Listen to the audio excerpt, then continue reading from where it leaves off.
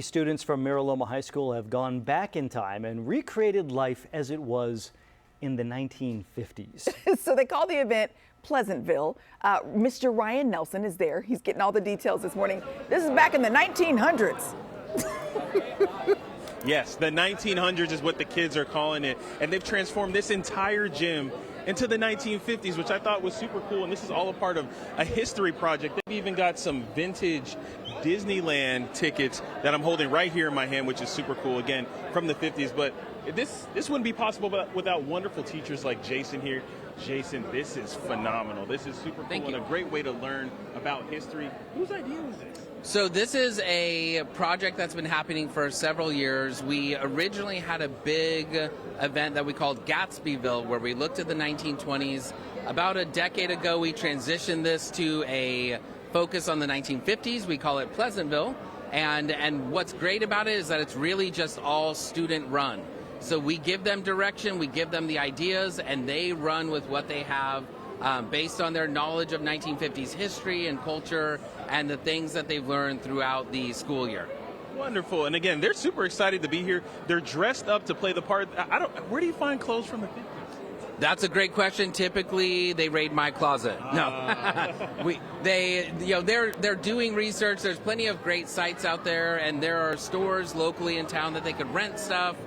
Many of them go in and actually will buy things and give them to people next year. They pass things down. It's a great community event. And how do you get an A on this project? That's a great question. They have to do a lot. So there's a lot of research that's involved that they do on both their history and English classes, and on that side, they obviously have the booths themselves. We have a variety of things we're looking for. The way they set up, the way they interact with people. In fact, we even have them use 1950s slang. I'm hoping they'll all call me Daddy-O at some point. Yeah. So. Wonderful. Now let's talk to some of these students. They've built a record store here at their school, a record store, which I thought was impressive because I don't even know how to use a record. But you all have one of the coolest booths here. Oh yeah. And so where are you all finding these? Do you even know how to use this? Oh yeah, for sure. We all have knowledge. We all love music so much. So obviously we do know how to care for it. Never put your fingers on the vinyl itself. Always hold it by the sides. You can always find this kind of equipment at any kind of store, even in Walmart. I got mine right here because people are not buying them as much as anymore, because people are not less knowful about this. But they always have it. So in case anyone is always trying to test something new, you guys can always find them. They're always there. Right. So she's saying if you're using Apple Music or Spotify, stop it. Make sure you pick up one of these. Now behind you guys is a listening booth. Was this your idea?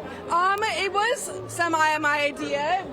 Me and my friend here, we both decided that this would be a good idea to put in our store because it's one of the staples of this establishment, and it's just a very simple listening booth. There's normally more stacked up next to each other. But what we do is we have people pick out an album that they want, and we go down here and we pick out the record for them and we put it on, so that way they just listen to it by themselves, and it's very fun, and they get to listen to their record before they get to buy it. They are enjoying this. Look, they got records here. Courtney, John. I mean, if they could at least had an iPod, that's pretty old to me, like we found last week, but records are pretty cool, and they're doing it here at school for a project. Can you believe that? That is awesome. Also, reiterating that the iPod is old for you hurts a little bit. Yes. Hurts just a little bit, Ryan. All right. Yeah. Thank you very much, man.